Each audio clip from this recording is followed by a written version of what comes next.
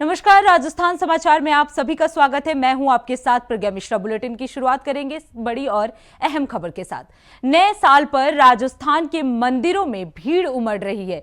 सीकर के खाटू श्याम जी मंदिर, जिड़ माता मंदिर, चुरू के सालसार बालाजी और दौसा के मेहंदीपुर बालाजी मंदिर और जयपुर के गोविंद देव जी, मोती डुंगरी स्थित गणेश जी आदि मंदिरों में दर्शन के लिए भक्त जो है लाइन में लगे हुए हैं। लोग एक दूसरे को बधाइयां दे रहे हैं। इससे पहले 31 दिसंबर की रात जमकर आतिशबाजी हुई और रंगारंग कार्यक्रम भी हुए। आपको बता दें, देर रात तक लोगों जो है वो जश्न में डूबे रहे।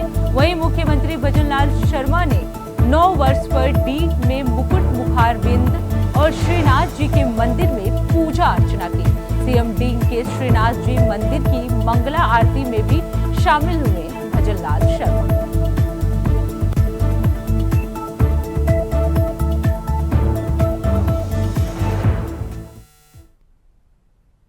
रुक करते हैं अगली खबर की। खबर कोटपुतली से है, जहां 10 दिनों से लगातार रेस्क्यू ऑपरेशन जो है वो बड़ी सफलता हासिल की हुई है। आपको बता दें कि एनडीआरएफ और एसडीआरएफ और प्रशासन की टीम बोरवेल तक पहुंच चुकी है और कुछ ही घंटे में चेतना जो है बोरवेल से बाहर हो जाएगी। वहीं राजकीय बीडीएम चिकित्सालय में पुलिस प्रशासन और चिकित्सा की टीम जो है वो अलर्ट मोड पर है और जल्द ही चेतना को राजकीय बिल्डिंग हॉस्पिटल ले जाया जाएगा। आपको बता दें, प्रशासन ने चेतना की हालात के बारे में अभी तक कोई जानकारी नहीं दी है।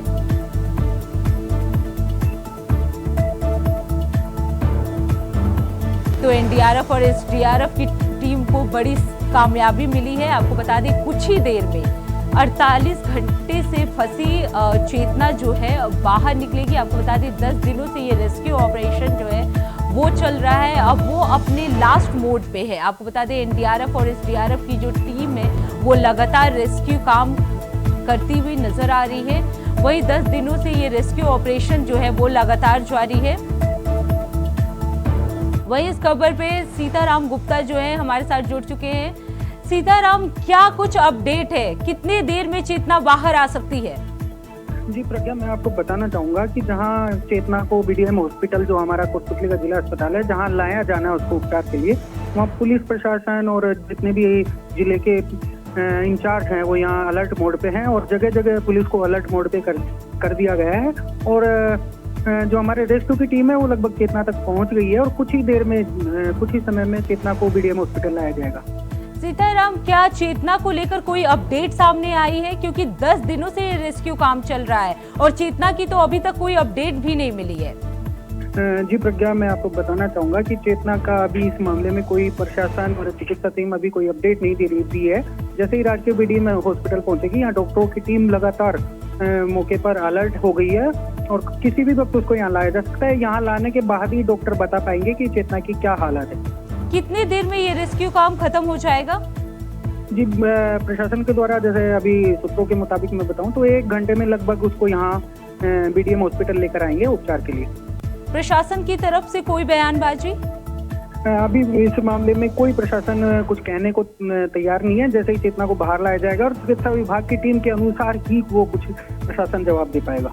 सीताराम, अगर बात की जाए, क्योंकि ये कोई पहली घटना नहीं है, इससे पहले भी आर्यन नाम का एक बच्चा जो था वो भी बोरवेल में फंसा हुआ था। हालांकि वो सिर्फ 2 दिनों तक उस बोरवेल में रहा, उसके बाद उसकी मौत हो गई थी। तो चेतना को लेकर क्या उम्मीदें लगाई जा सकती हैं? जी, उम्मीदें तो लगाई जा सकती हैं, लेकिन अगर प्रशासन, अगर जिला प्रशासन हमारा पहले ही चेत गया होता और तो दूसरे दिन ही अगर इन्होंने पाइलिंग मशीन बुला ली होती तो आज चेतना सुरक्षित हो सकती थी, ऐसा अनुमान लगाया जा सकता है। तो क्या लगता है कितनी देर में चेतना बाहर आ सकती है? प्रज्ञा, देखो, अभी सूचना के मुताबिक जैसे मैंने अभी सूत्रों से जानकारी चाहिए तो लगभग एक घंटे में चेतना को यहाँ बीडीएम हॉस्पिटल लेकर आ जाएंगे। बहुत बहुत धन्यवाद सीताराम इस खबर पे ज्यादा जानकारी देने के लिए। अब रुक कर लेते हैं अगली खबर की। नए साल के आगमन पर पहले दिन बीकानेर जिले में देशनोक स्थित करणी मंदिर में जमकर रौनक रही। हजारों की तादाद में लोग 9 वर्ष पर माता का आशीर्वाद लेने यहां पहुंचे। वहीं माता के चरणों में सावन भादो कढ़ाई महाप्रसादी का आयोजन किया गया। दूर दूर से आए श्रद्धालुओं का कहना है कि 9 वर्ष पर किसी भी होटल में जाकर नाचने और जाम छलकाने से बेहतर है कि करनी माता को भोग लगाकर उनका आशीर्वाद लिया जाए। नए साल के स्वागत में माता के दरबार में 1,75,100 किलो का दाल का हलवा बनाया गया और इस प्रसाद को करनी माता के श्रद्धालुओं में नए साल के पहले दिन वितरित किया गया। आपको बता दें, इससे पहले साल की अंतिम रात में मंदिर में कथा भी हुई थी। मान्यता है कि मनोकामना पूरी होने पर भक्त सावन भादो कढ़ाई का भोग बनवाते हैं। आयोजकों का दावा है कि ये विश्व का सबसे बड़ा भोग है। प्रसाद ग्रहण करने पर जयपुर, जोधपुर, नागौर सहित राज्य भर से भक्त जो हैं वो पहुंचे थे।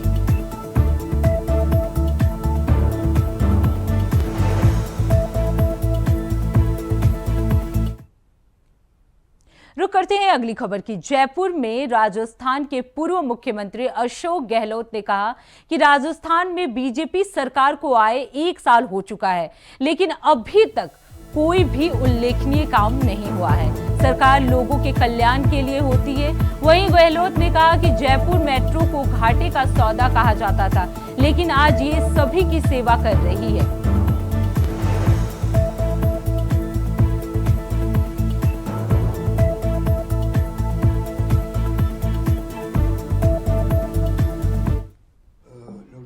सिंह जी का देहांत हो गया। अन्यथा इस बार और ज्यादा उत्साह से लोग नव वर्ष मनाते हैं। हमारी तो शुभकामनाएं स्थायी रूप से हैं प्रदेशवासियों के साथ में।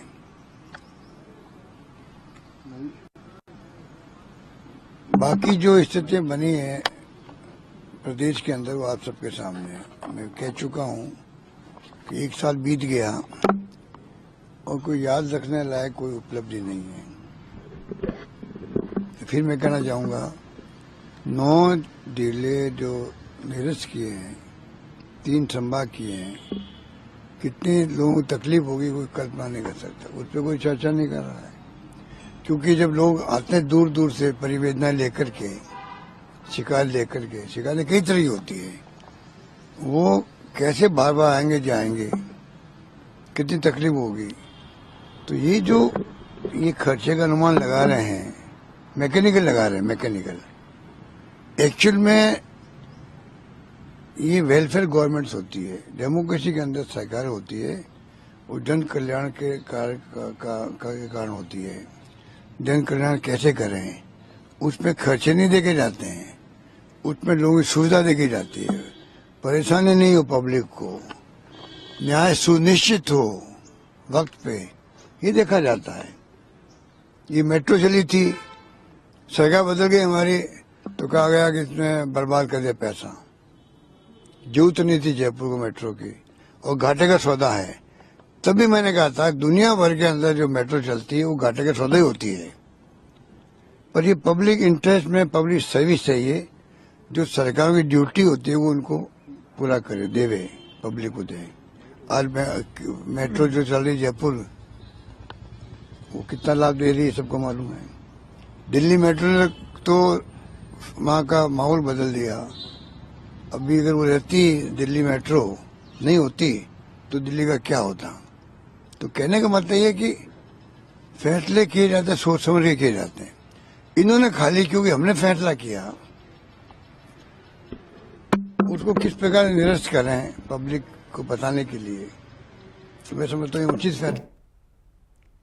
संगठन पर्व को लेकर भाजपा प्रदेश मुख्यालय में बैठक हुई, जिसमें पार्टी के प्रदेश अध्यक्ष मदन राठौर और प्रदेश प्रभारी सहित प्रदेश के वरिष्ठ पदाधिकारी सम्मिलित हुए।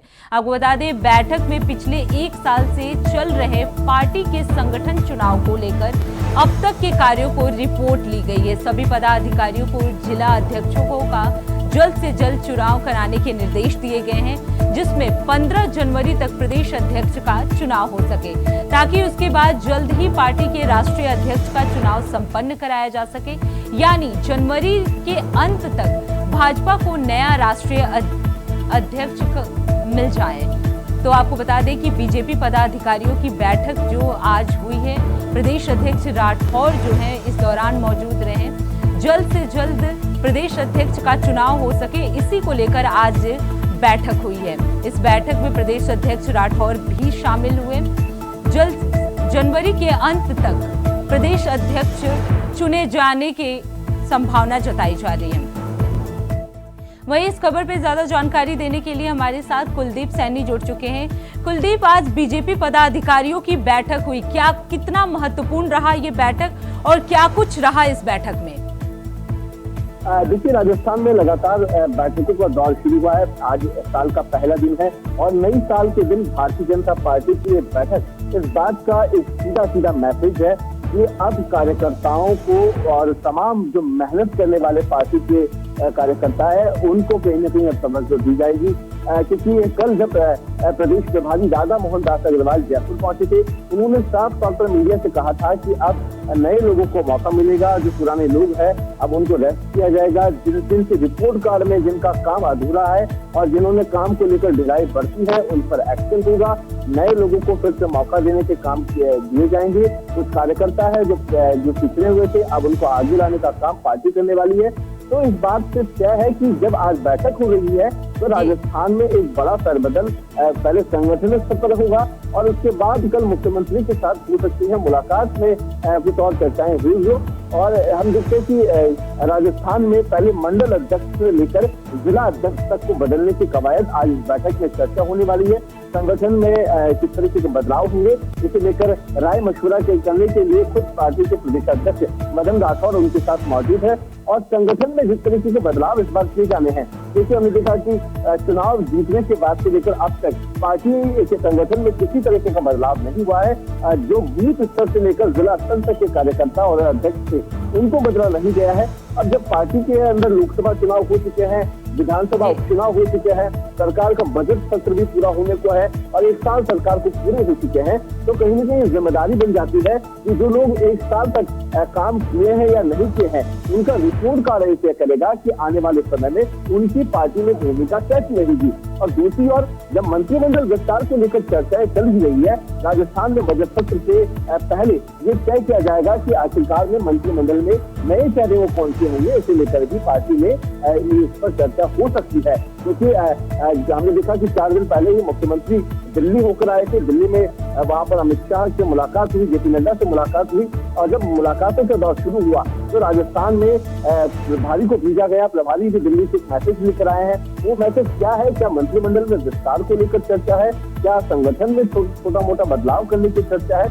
इन तमाम मुद्दों को लेकर आज बैठक हो रही है। हो सकता है बैठक के बाद एक जो प्रभारी है उनका बयान सामने आए जिसमें पार्टी से, क्योंकि उन्होंने बैठक से पहले ही कहा था कि जिला अध्यक्षों को बदला जाएगा और संगठन में बड़े बदलाव इसलिए भी जरूरी है क्योंकि बिल्कुल कुलदीप, अगर बात की जाए क्योंकि आज ये संगठन चुनाव का बैठक हो रहा है, मदन राठौर जो है इस बैठक में शामिल है, तो क्या लगता है प्रदेश अध्यक्ष कौन किसे चुना जा सकता है?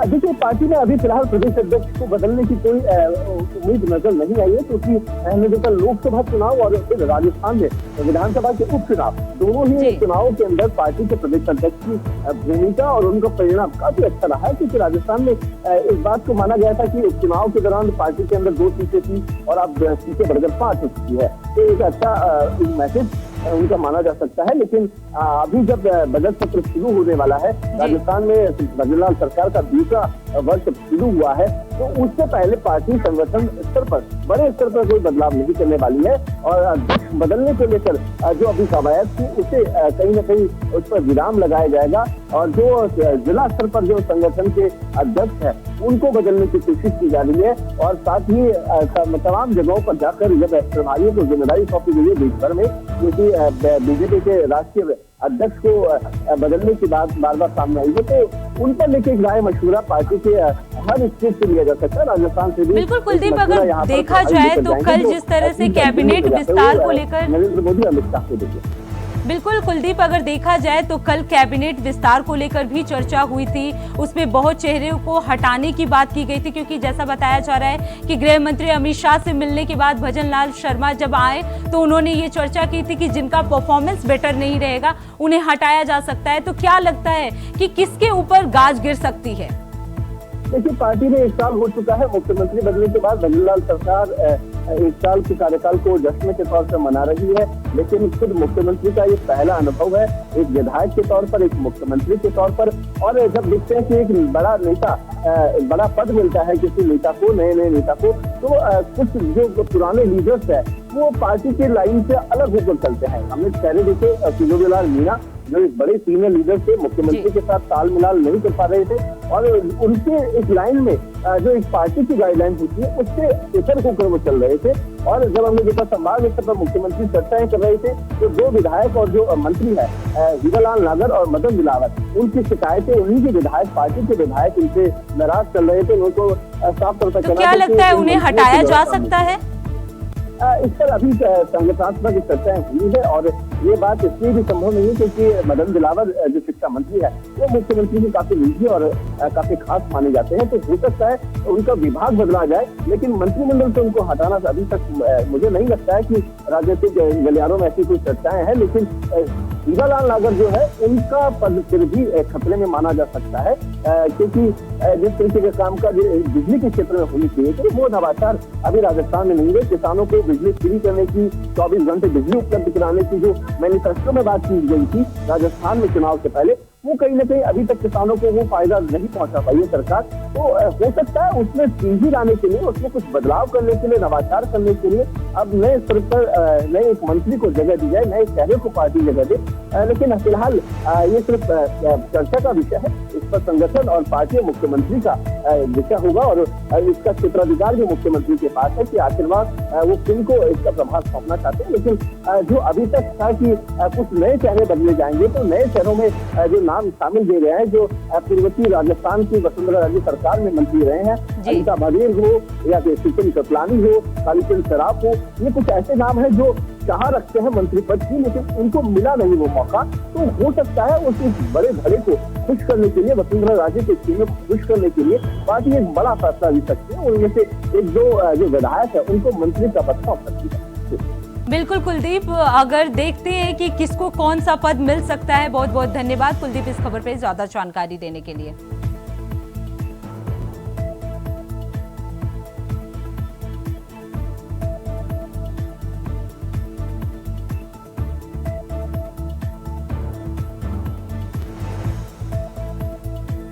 तो फिलहाल रुकते हैं एक छोटे से ब्रेक के लिए। ब्रेक के बाद जल्द लौटेंगे। देखते रहिए इंडिया वॉइस। ब्रेक के बाद एक बार फिर आप सभी का स्वागत है। रुक करते हैं अगली खबर की। खबर जालौर से है, जहां किराने की दुकान के गोदाम में चोरों ने चोरी कर ली है। इस घटना की वारदात सीसीटीवी कैमरे में कैद हो गई। इस घटना को चोरों ने करीब 1 बजे रात को अंजाम दिया। बता दें कि चोरों ने गोदाम में से 70,000 रुपए के अमूल घी के 8 डिब्बे चोरी किए। दुकान के मालिक ने कोतवाली थाने में रिपोर्ट दर्ज करवाई है, जिसके बाद पुलिस जो है वो लगातार कार्रवाई कर रही है और सीसीटीवी भी दुकान के मालिक ने पुलिस को दे दिया है। आपको बता दें, जिसके आधार पर पुलिस ने तीनों चोरों की पहचान कर तलाश कर रही है।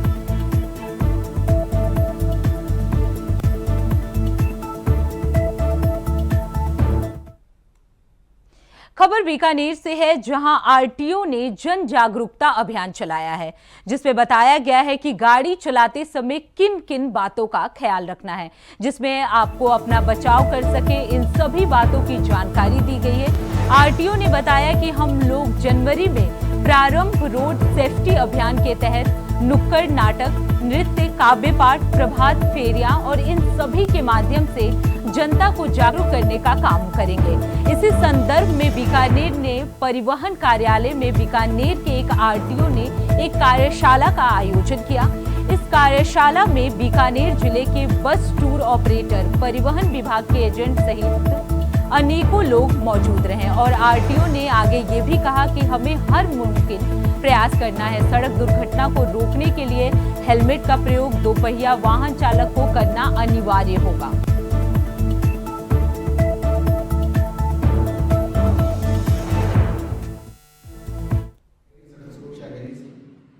जिसमें ऑटो रिक्शा के माध्यम से पैदल लगा करके, टू व्हीलर के माध्यम से हेलमेट लगा करके और कुछ कार वगैरह सीट बेल्ट लगा करके और हाथों में रोड सेफ्टी से जुड़े हुए सभी विभागों को चाहिए। हमारा ये मानना है कि एक विभाग की सड़क सुरक्षा हर व्यक्ति। साल 2025 राजस्थान में सियासी लिहाज से भी बेहद खास रहने वाला है। भजनलाल सरकार ने पंचायतों को पुनर्गठन की तैयारी भी शुरू कर दी है। पंचायतों को 3 श्रेणी में बांटते हुए इसकी गाइडलाइन जारी की जा चुकी है। आपको बता दें, पंचायतों के पुनर्गठन के बाद ही पंचायत चुनाव होंगे। ऐसे में इस साल सियासी उठापटक होने की पूरी संभावना है। दरअसल सरकार की मंशा है कि प्रदेश में 291 नगर निकाय, 7000 पंचायत समिति में एक साथ चुनाव करवाने की है। इसमें 1 लाख से ज्यादा पंच और करीब 11,000 सरपंच के पद शामिल हैं, जबकि 7,000 पंचायत में समिति सदस्य, 1,000 जिला पंचायत सदस्य और 7,500 पार्षद चुने जाने हैं। हालांकि एक साथ चुनाव कराना सरकार के लिए आसान भी नहीं है, क्योंकि ऐसा होता है कि 11 नगर निगम, 33 नगर परिषद और 169 नगर पालिकाओं समेत 11,000 ग्राम पंचायतों में भी चुनाव कराने होंगे। इसके लिए प्रशासनिक स्तर पर बड़ी व्यवस्था करनी होगी। साथ ही नगर निकायों के सीमांकन पर भी सवाल बरकरार है। परिसीमन का काम 1 मार्च से पहले पूरा होना था, अब इसे बढ़ाकर 21 मार्च तक कर दिया गया है।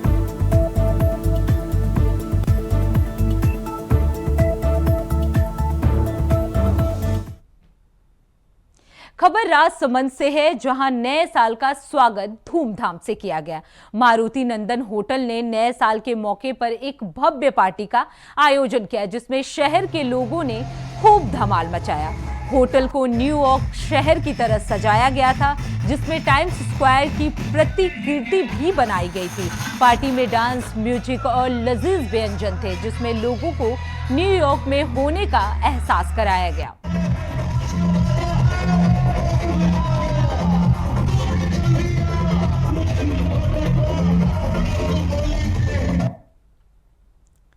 नव वर्ष 2025 के पहले दिन सवाई माधोपुर के रणथंभौर दुर्ग स्थित त्रिनेत्र गणेश मंदिर में श्रद्धालुओं का जन सैलाब उमड़ा।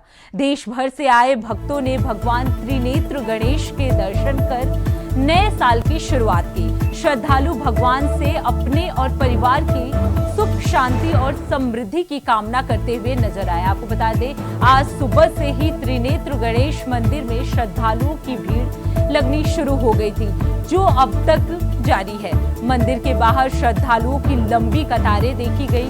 कई भक्त पैदल यात्रा करते हुए या दंडवत लगाते हुए मंदिर भी पहुंचे। आपको बता दें, मंदिर ट्रस्ट और वन विभाग ने भीड़ को नियंत्रित करने और श्रद्धालुओं की सुरक्षा सुनिश्चित करने के लिए विशेष इंतजाम भी किए। वन विभाग ने कई स्थानों पर कर्मियों की तैनाती भी की। हम पहले आज बुधवार भी है और नया साल भी है, इसीलिए हम आज गणेश जी के दर्शन करना है। और यहाँ देख रहे हैं, मतलब बहुत ज़्यादा भीड़ है, पर मतलब जो आज नए साल की शुरुआत है बुधवार से हुई है, तो सबको हमारी तरफ से भी शुभकामनाएं और गणेश जी का आशीर्वाद आप सब पर बना रहे।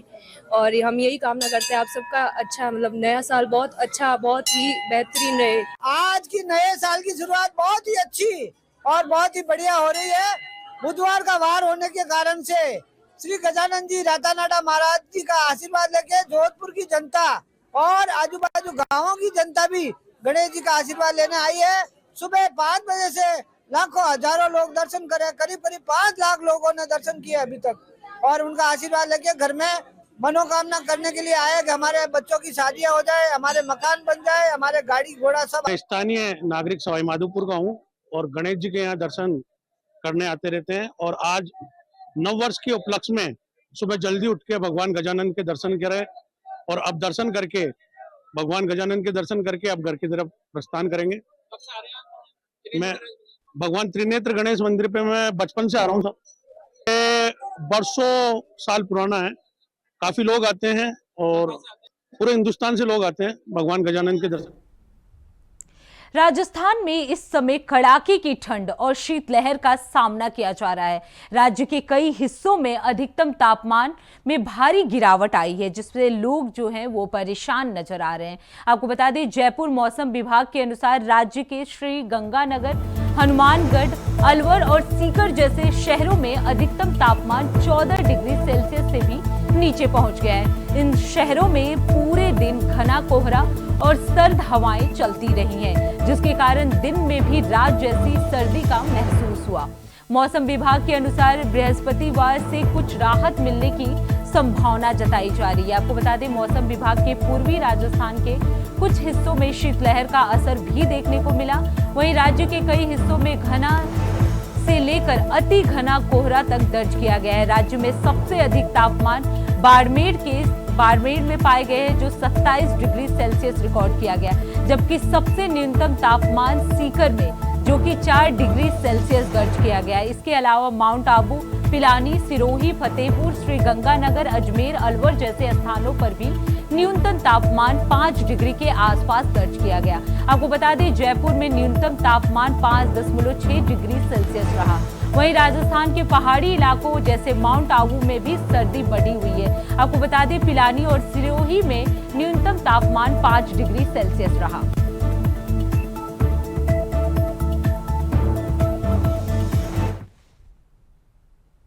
रुक करते हैं अगली खबर की। राजस्थान में अशोक गहलोत सरकार में बनाए गए 9 जिलों और 3 संभागों को भाजपा सरकार ने निरस्त कर दिया है। इसके विरोध में कई जगह प्रदर्शनों का दौर भी जारी है।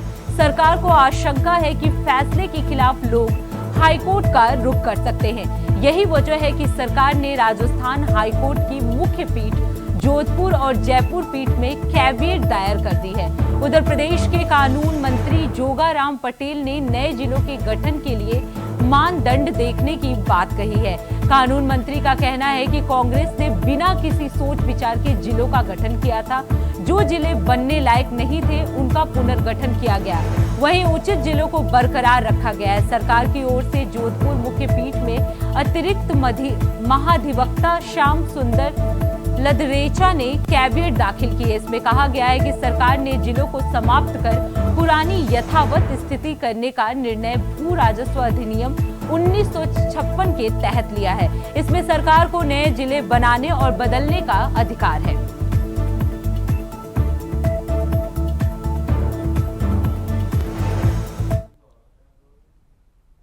खबर नादौती से है, जहां गंगापुरम सिटी जिले का दर्जा छीने जाने से नाराज होकर भारतीय किसान यूनियन के कार्यकर्ताओं ने तहसील कार्यालय के बाहर प्रदर्शन किया और भारतीय किसान यूनियन के प्रदेश संगठन मंत्री राजेश आदिवासी सहित दर्जनों कार्यकर्ताओं ने गंगापुर सिटी को जिला बनाए रखने की मांग को लेकर मुख्यमंत्री भजनलाल शर्मा के नाम का ज्ञापन तहसीलदार को भी सौंपा।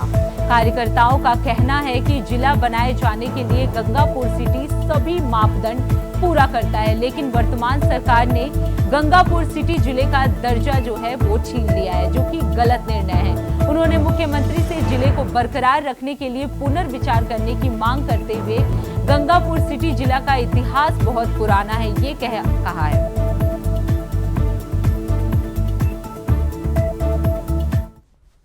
मेरा कहना यह है कि जो राज्य सरकार, भजनलाल सरकार ने हमारे साथ में जो खिलवाड़ किया है वो पूरी तरह से गलत किया है। हमारे गंगापुर ज़िला है, उसको हम यथावत रखना चाहते हैं।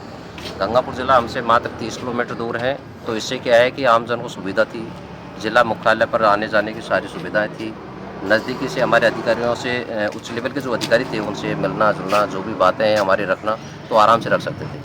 करौली हमारे यहाँ से लगभग कम से कम 70-80 किलोमीटर दूर पड़ता है, तो न तो कोई वहाँ जा पहुँच पाता है, न कोई आ पाता है। तो इसलिए हम इस गवर्नमेंट से ये मांग करते हैं कि यदि हमारा गंगापुर जिला यथावत नहीं रखा तो हम यहाँ धरना देंगे, आंदोलन करेंगे, रोड जाम कर देंगे। हमारा पूरा माड़ क्षेत्र है, गंगापुर जिले में आने वाले सभी तहसील और तहसील में लोग बाग रहने वाले हैं, वो सब आंदोलन करेंगे। तो फिलहाल राजस्थान समाचार में इतना ही। देश दुनिया की तमाम बड़ी खबरों के लिए देखते रहिए इंडिया वॉइस। तब तक के लिए नमस्कार।